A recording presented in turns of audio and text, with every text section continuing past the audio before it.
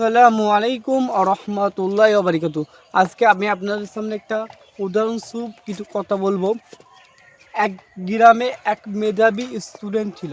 ছোটোবেলা থেকে সে 5 ওয়াক্ত সালাত পড়ত এক এবং কোরআন তেলাওয়াত করত।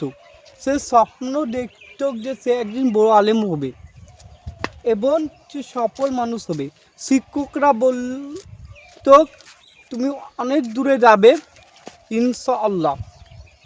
তারপর সে কলেজে উঠল এবং তার জীবনে আগমন করলো একজন নারী বা একজন মেয়ে, এবং শুধু আগমন করলো না, সে সাধারণত তার সাথে কথা বলতো, মানে ধীরে ধীরে সে কথা বলতো। তো তারপর যোগাযোগ শুরু হলো। তারপর সে ভাবতো যে এটাতে কোনো সমস্যা নেই, কিন্তু তাকে শয়তান ধীরে ধীরে গুনার দিকে নিক্ষেপ করলো এবং সে গুনার দিকে চলে গেল। তারপরে সে আস্তে আস্তে তার ইচ্ছা বুঝতে পারলো না।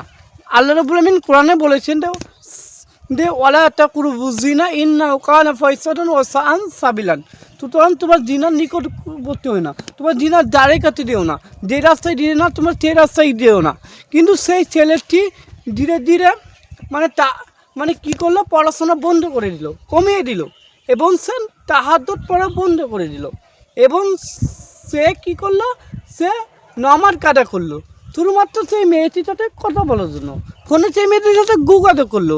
সে ভাবতো যে সেই মেয়েটি তার কাছে ছেড়ে কখনো যাবে না, কিন্তু একদিন সেই মেয়েটি তাকে ছেড়ে চলে গেল এবং সে ভেঙে পড়লো, সে এবং নিজে হতাশ হয়ে গেল। হতাশ হলো না শুধু, সে তখন কী ভাবলো যে তার জীবনে মেয়েটিকে হারিয়ে ফেললো। ভালো করে বুঝেন, মেয়েটি তাকে ছেড়ে চলে গেল। তুই ছেড়ে চলে গেল না, শুধু সে তার ভবিষ্যৎকে নিজে নষ্ট করলো, নিজের কেরিয়ারকে সে ধ্বংস করে ফেললো, সে নিজেকে হেফাজত রাখতে পারলো না। সেরকম আমাদের উচিত নিজের হেফাজত রাখতে, দুনিয়ার মায়ায় পড়ে গেল। আল্লাহ রাসূল সাল্লাল্লাহু বলছেন আর দুনিয়া সিজনুন ওয়াল মুমিনিন জান্নাতুল লিল কাফিরিন। দুনিয়া তো মুমিনদের জন্য জেলখানা, আর কাফেরদের জন্য এটি হলো জান্নাত।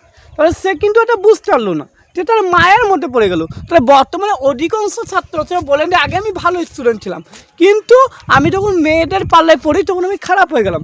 দোষটা আমাদের। কারণ কেন আমরা মেয়েদের সাথে মিশবো, আমরা কেন মেয়েদের সাথে কথা বলবো? দেখো, নারী তোমার জীবনে আসবে, কিন্তু নারী তোমার জীবন থেকে চলে যাবে, এটাই বাস্তবতা।